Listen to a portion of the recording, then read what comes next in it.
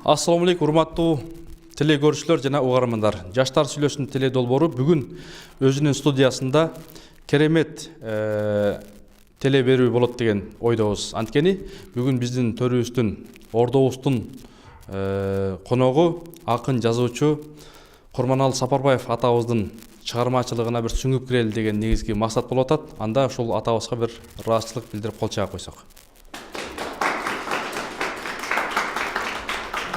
Атабыз мынакей Кудай Таала узун өмүр берсин деп тилек кылабыз. Ушул 70-тен ашса дагы тынбай небир деген чыгармаларды, поэмаларды жана күнүгө колдон келишинче ушул баягы элибизге, кыргызыбызга, дүйнөгө жакшы чыгармаларды жазып келет.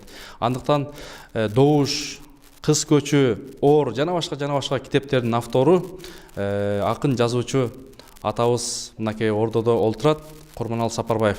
Анда ушул бүгүнкү кечебизди бир керемет манас менен баштасак деп турабыз. Сиздердин алдыңыздарда, сиздердин жакшынакай кол чабыңыздар менен Бурхан уулу Аманбек чакырып алсак.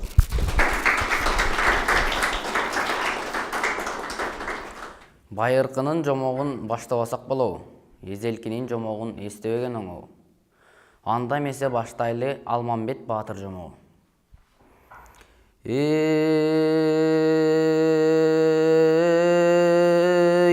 Hır joldoşun alıp ozuna, komuzun alıp koluna, kayranganan Almanbet, köngülü jaman bölübüm.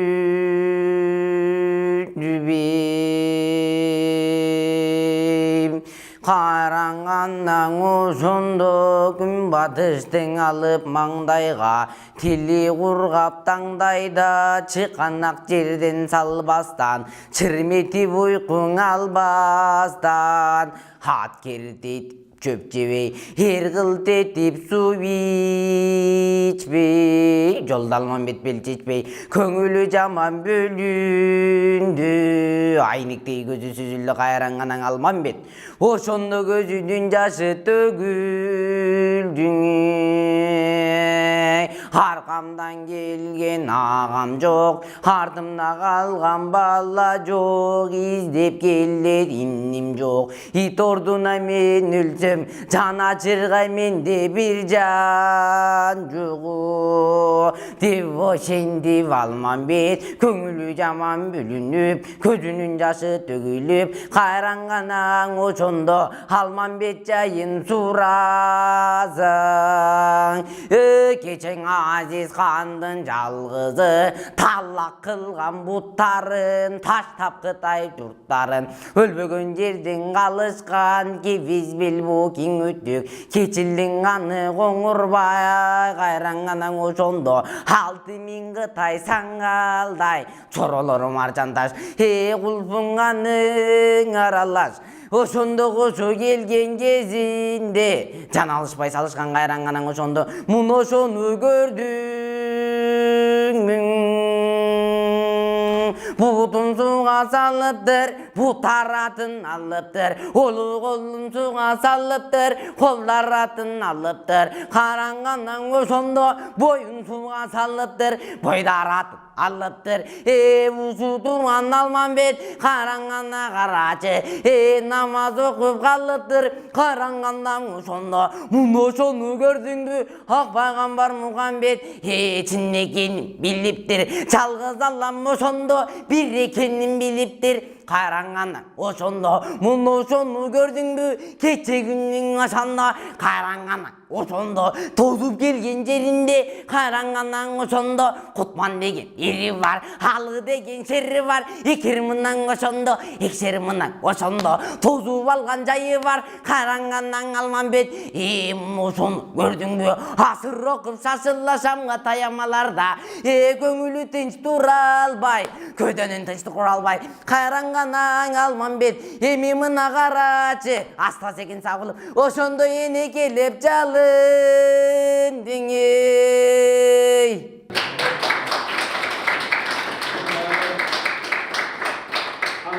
Урматтуу теле көрүүчүлөр, Жаштар сүйлөшүн теле долбоору бүгүн биз чогуу сиздер менен бизирге Курманалы Сапарбаев атабыздын чыгармачылыгына сүңгүп барабыз. Акын жазуучу Курманалы Сапарбаев атабыз биздин төрүбүздүн куттуу коногу. Анда сөз өзүңүздүн оозуңуздан башынан болсун. Ушул китептер, мынакей керемет китептер турат. Бул канча убакта жаздыңыз? Анда ушул кененирээк бир токтолуп берсеңиз. Кош келдиңиз. Дегенде биз өнөр жөнүндө сөз айтып алсак да. Мисалы, дүйнөдө өнөр деген келип чыкканда, бир алыстан баштасак да сөздү. Бир кезде адамдарга эс киргенде, байыркы убактарда. Ошондо адамдын оюна, көңүлүнө ой киргенде, алар жаргылышты, турмушту, анан өзү көргөн, өзүнүн ичинде кайнап чыккан ойлорду бир нерсеге айткысы келген, оон чыгарган.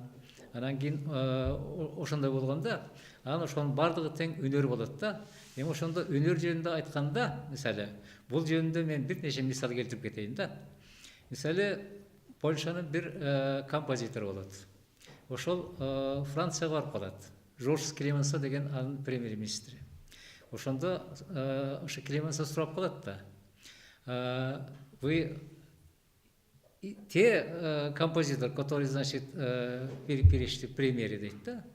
Если да, десе, какое падение, дейт да, из композитора премьеры деп. Көрдүңүзбү? Композиторлукту премьерликтен жогору койгон. Так, экинчиден Фурцева маданият министри болуп турганда, ал өзүн жана актерлордон, башкалардан, жазуучулардан, акындардан өзүн кем койчу экен, ылдый койчу экен, министр. Анткени себеби мен алар жаза алат, алар киного тартып алат, бирок мен анта албайм деп ошенткен экен да.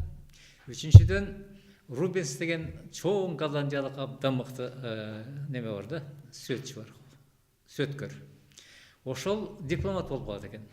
Анан бир күнү чыгып сүөт тартып атса, жанында башка бир дипломат өтүп барат да, мындай дейт экен да.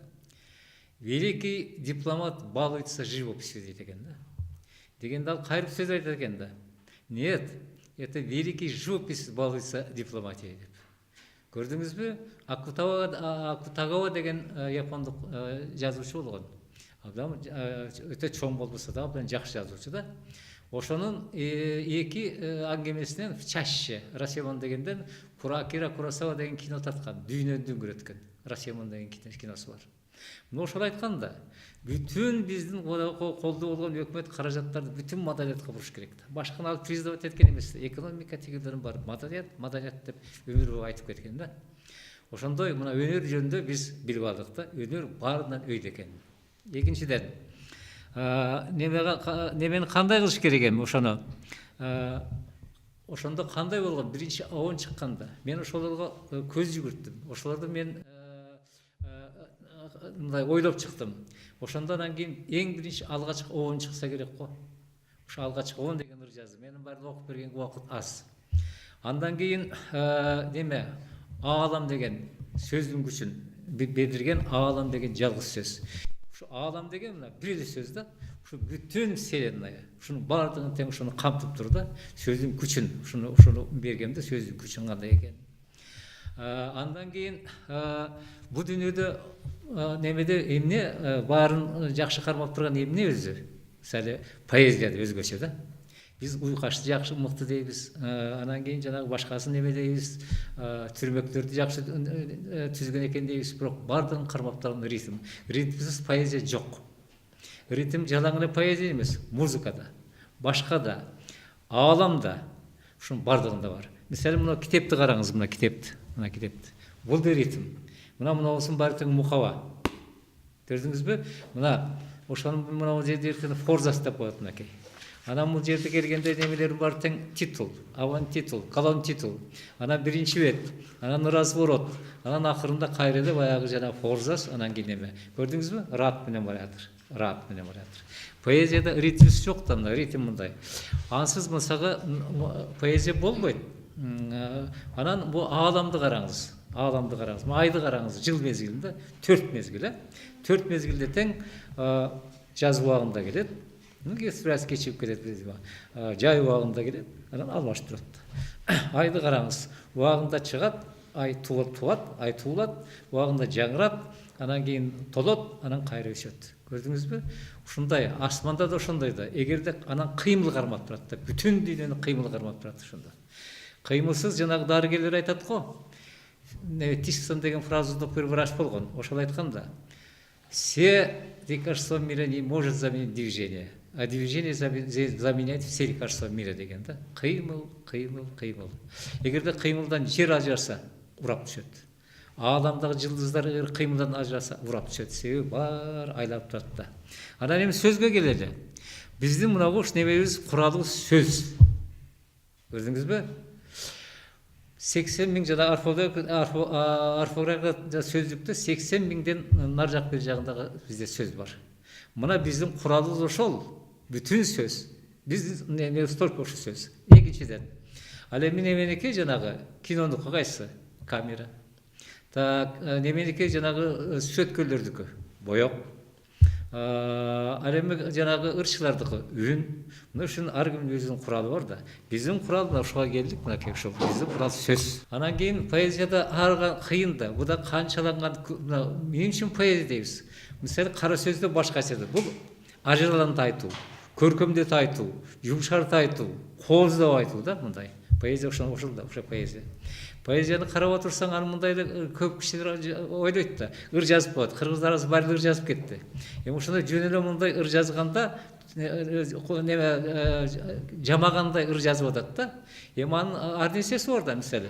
Уйкаштарды ширише айкаштырыш керек. Андан кийин немеси бар жана музыкальность деп коет. Көрдүңүзбү? Мисалы мындай сөздөр бар да. Шыбыр, дүбүр, анан кийин үлпүлдөк, анан кийин жанагы ушундай сөздөр бар да. Ушундай музыкальный сөздөрдү тандап жазгандар да бар да. Көрдүңүзбү? Мындай да немеси бар. Бул дагы өзүнүн бир касиети поэзиянын да. Лирика деген бул сезимдердин ырлары да, сезимдүү ырлар деп койсок болот да. Андан кийин поэзияда көркөм каражаттар көп да. Кайталоо бар, гипербола, литота, андан кийин жанагы неме башка көркөм каражаттар аябагында көп да. Ошонун баардыгын пайдаланышыбыз керек. Бир сөз менен айтканда чеберчилик.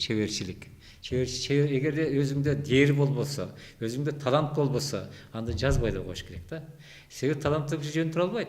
Жазат ал сөз. Себеби ал бияктан иштен айтап тур да. Жаз деп туруп.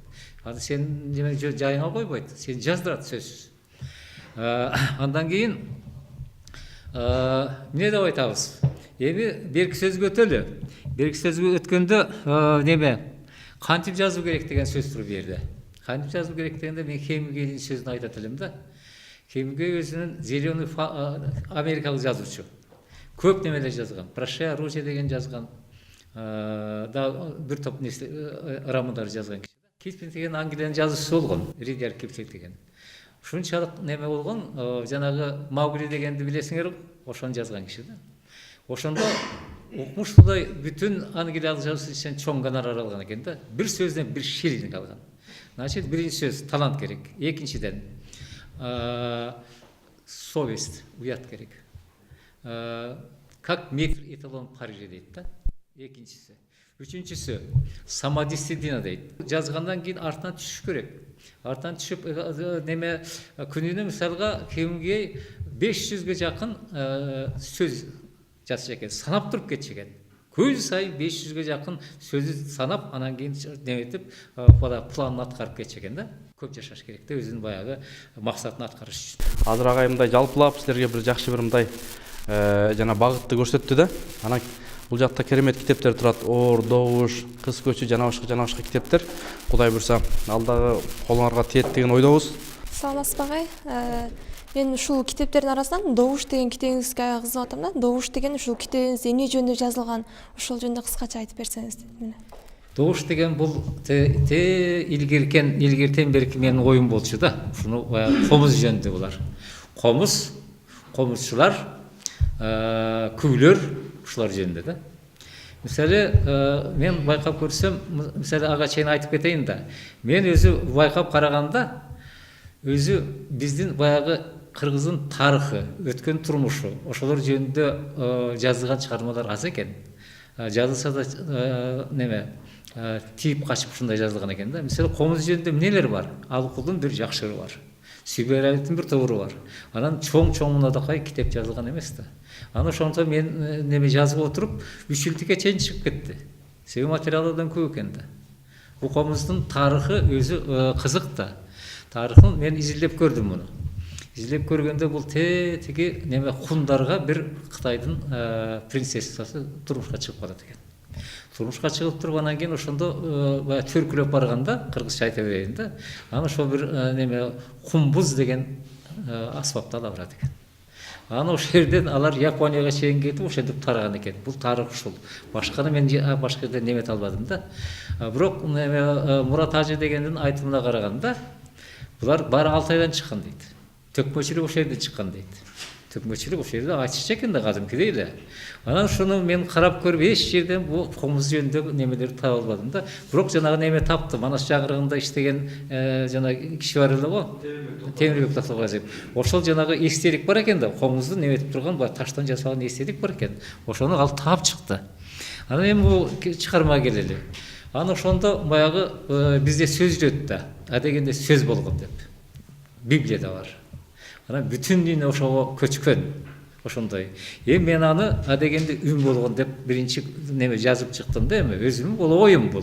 Себеби бул тарыхта да бар. Үн болгон деп бардыгы айтат. Бул чындык. Адегенде үн болгон. Анан кийин сөз болгон. Биринчи сөздөр бир эле немеден турган экен, муундан турат экен да. Анан бара кетет экен да. Уламыш болуп. Анан кийин бул комушулар жөнүндө. Ошондо адегенде үн болгон деп жаздым. Андан кийин туюм менен камбар неме комузду биринчи чыгарат да. Ошо легенда ошо камбар жөнүндө эле барат да. Каяка барсак да ошол камбар жөнүндө да. Андан кийин күү жөнүндө жаздым. Комушулар жөнүндө жаздым. Андан кийин комуздун өзүн жаздым. Комуздун бүт эч нерсесин калтырган жокмун да. Тепкелерине чейин, куткунуна чейин, кылдарына чейин. Андан кийин жанагы комуздун өзүн бардыгын тең баягы ар бирине 8 саптан арнап баарына жаздым да. Анан кийин улуу комуштардан эч ким калган жок. Анан ошол жерде бир аз материал аз болуп калды. Кийин таптым, мына Кудай берген деген тиги нарын жакта улуу комузчу болгон экен да. Ошончалык улуу комузчу. Ошол жөнүндө жазылган китептер аз, материал аз экен да. Жакында бир жерден окуп калдым. Ошондо окуса мындай экен да, анын таланты ушунчалык экен да. Бир орустар келип конот экен, неме жакын конуп калат экен. Анан ошону чакырат экен үйгө. Чакырганда гармон тартат экен. Ошону бир карап туруп, мынакей, угуп туруп эле, колунан алып туруп ошо дал ушундай кылып тартып берет экен да. Көрдүңүзбү, кыргызда ушундай таланттар болгонда. Анан ошол комуз жөнүндө, комушулар жөнүндө бардыгын жаздым. Анан бул биринчи китепте да. Ошонун ичине немелер да кирди. Аалам жөнүндө. Өзүмдүн ойлорумду айтып алдым. Жылдыздар жөнүндө, күн жөнүндө, ай жөнүндө. Ушулардын бардыгы жөнүндө күп чыккандыр, бирок унутулуп калгандыр деп да. Андан кийин немелер кетти. Үр кыздар жөнүндө, Бабадай хан жөнүндө, андан кийин баягы Асан кайгы жөнүндө, Кет бука жөнүндө ушундакай легендалардын, аңыздардын баары тең ошолдо кирип. Бир чыгармага токтолбойсузбу ошол?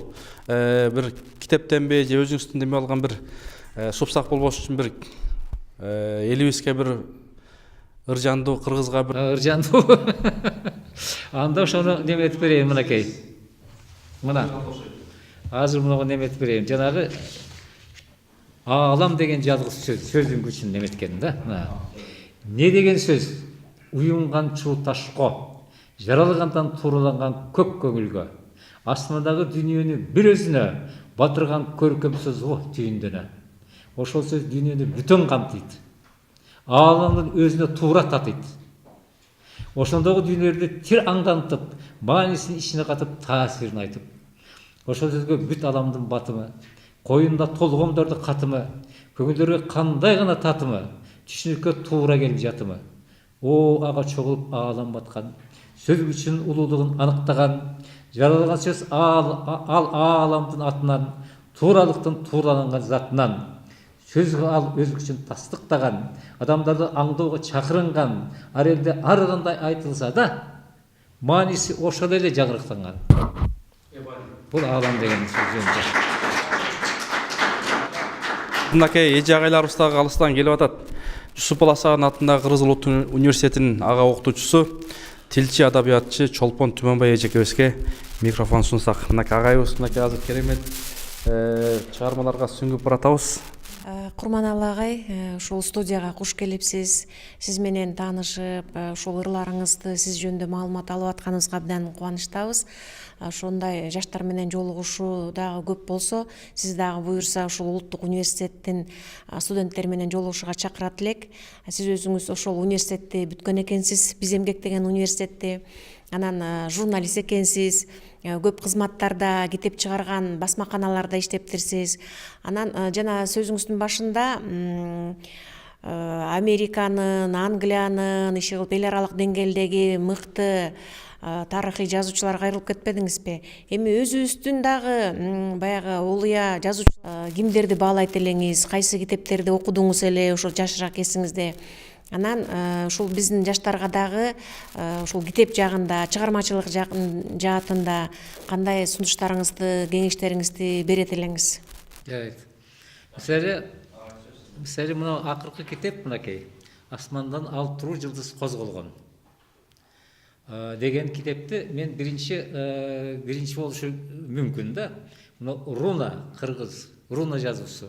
Бир кездеги Енисейлик. Анан кийин Оркон Енисей жазуусу. Ошондо кыргыздардын жазуусу. Гүлбара Жаманкулова деген азыр тарыхчы чыкты. Ошол ашыгы да баягы башка баягы бул кыргыздар тарыхын жазгандар илгерки убактарда кимдер? Мисалы Бартольд, Бериштам, Аристов, Кытайдын жазма булактары, Массон деген, андан кийин Кудяков деген. Ушулар ушул бир топ, бир 10дон ашык манаштар бар да. Мына ошолордун немеси жазып калтырганда. Мына ошолордун баары тең ошол немеде ошолор ачыгын айтканда, мына бул кыргыздын жазуусу бул. Ошондон кийин түрк элдерине сураган деп жана Гүлбара Жаманкулова башкалардын сөзүнө таянып ошондой жыйынтык чыгарып турат да. Мына Руна жазуусу ушул, мына көрүп алгыла. Экинчиден, жанагы мен куру сөз болуп калбасын деп айтып атпайсыңарбы? Анан кийин мындайкей, мынакей, бери карагыла.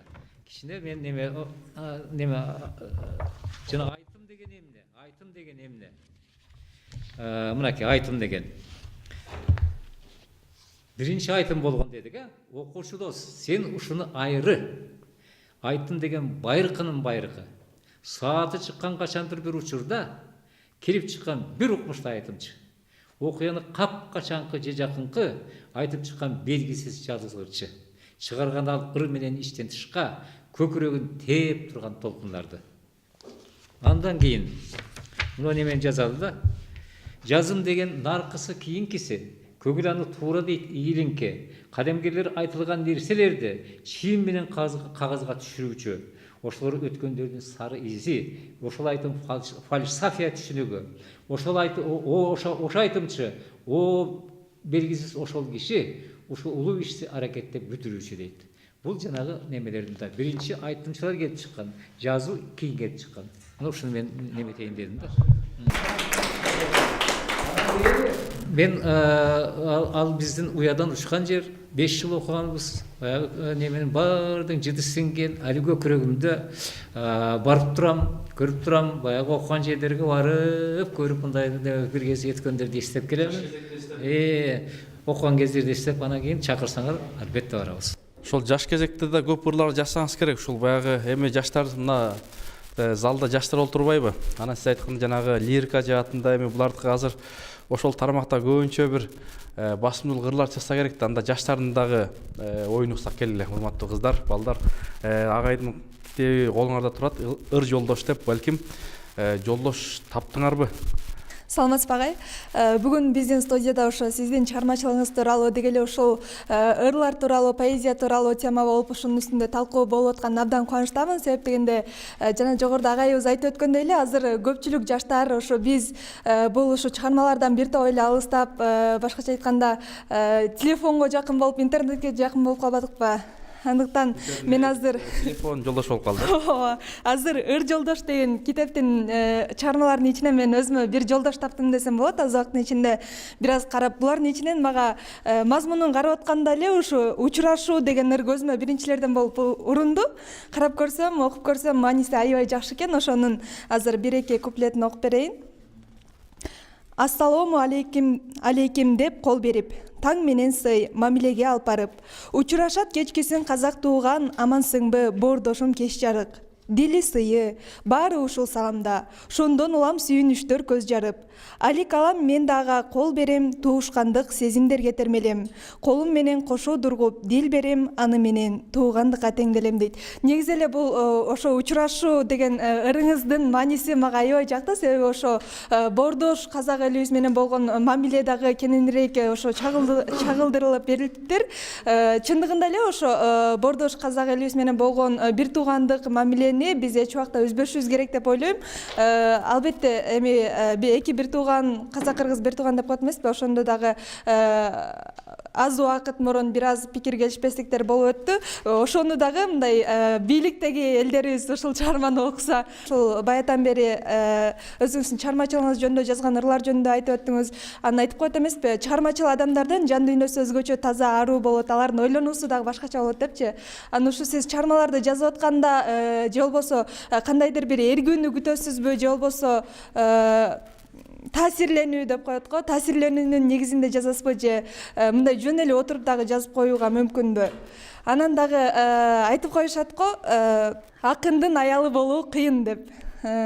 Жеңебиз сизге кандай жубай? Анткени ошо акындын аялы бул анын чыгармалары менен калеми деп айтып коет эмеспи? Сиздин дагы жубайыңыз калемиңиз менен чыгармаларыңызбы, же өзүңүздүн үй бүлөңүз тууралуу, ошо жубайыңыз тууралуу дагы айтып өтсөңүз? Рахмат. Биринчиден жанагы казактар жөнүндө да. Казактарда мен жанагы мынагу азыр ор деген чыгармада мынакей ошол немеге арналган. Эки акындын айтышы жөнүндө. Мен 3 айтыштын барын калтырбай жаздым. Бул акындардын айтышы.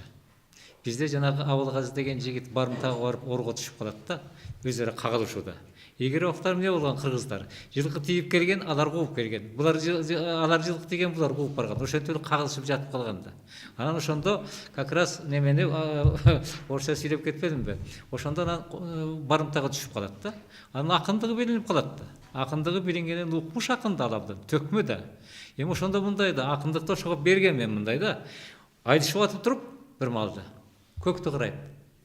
Бозин төбөсүнөн деме жылып баратат. Булут да. Ошону карап туруп, тигирин токтотуп туруп, булут жөнүндө бир топ төгүп туруп кайра ошол жерден ары баштап кетет. Экөө тең. Абылгазы дагы Дина деген казактын кызы экөө айтышат да. Ошонун китептин 3дөн 1 айтыш. Ошондо мен аны кээ бирлер мына акын жазуучулар мындай эле берип коет да. Минтте анти деп эле. Мен ыр менен бердим ошонун баарын. Бүтүн ыр менен бердим.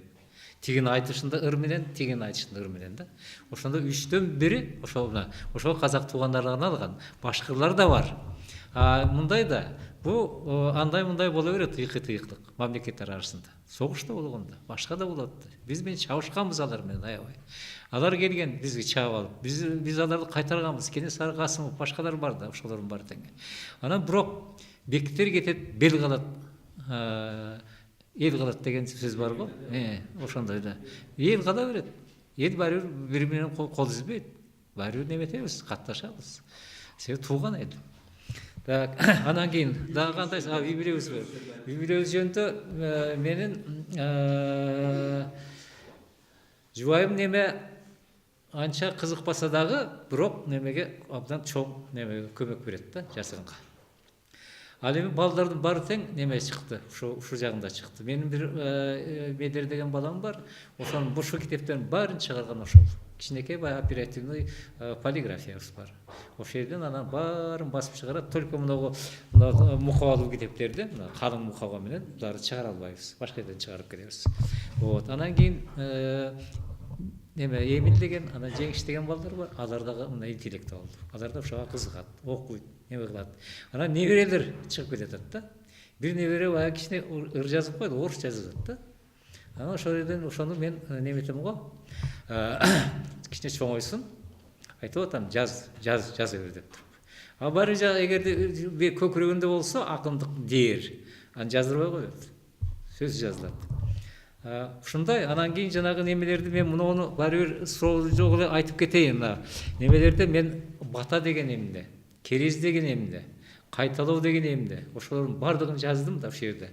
Бу жерде мынагу асмандан 6 жұлдыз козгогондо, бу жерде баягы улуу манаштардын баардыгы кирди.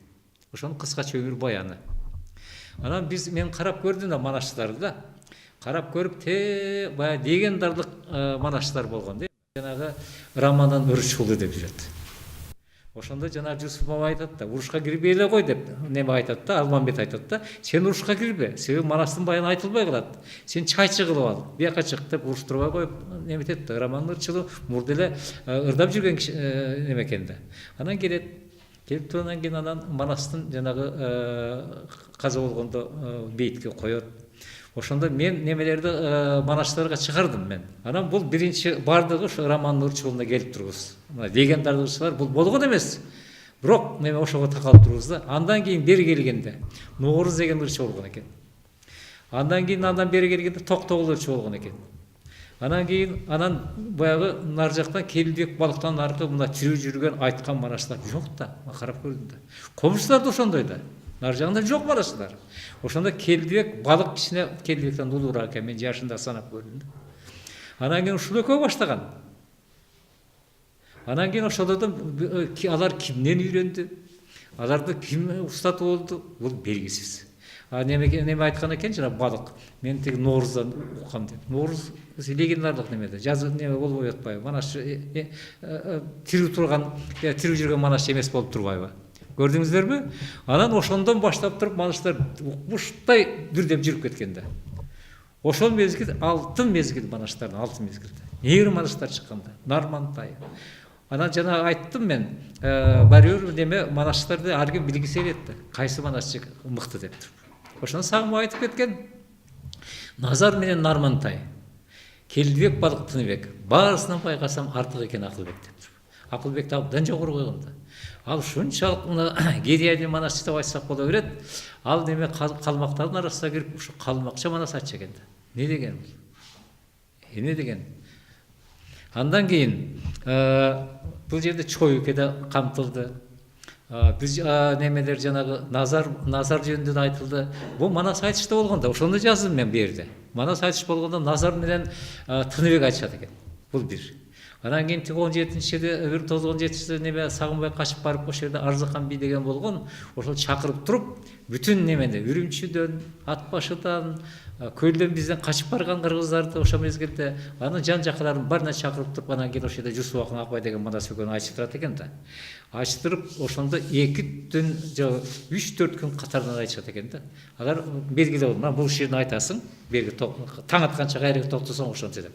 Анан ошондо жерлик кылып Жусуп Акын Акбайга жеңдирип коет. Ошондо көрдүңүзбү? Андан кийин ошону мен жаздым, ошону таптым. Урматтуу телекөрүүчүлөр, бизге бөлүнгөн биринчи бөлүктүн аягына келип калдык. Бүгүн сиздер менен биз ушул Турдакын Курманалы Сапарбаев атабыздын чыгармасына сүңгүп кирип, анан бул жерде ушул Кечир мекен деген керемет бир чыгармаңыз бар экен. Кечир мекен дагы бир жолу кечирчи, өзүң таткан мүрөк суудан ичирчи, улук бойду кичик кылып бир азга, улуктуктан курактан да кечирчи деген керемет сап менен бүгүн биринчи бөлүгүбүздү жыйынтыктайбыз. Кийинки одан амандашканча саламаттаңыздар.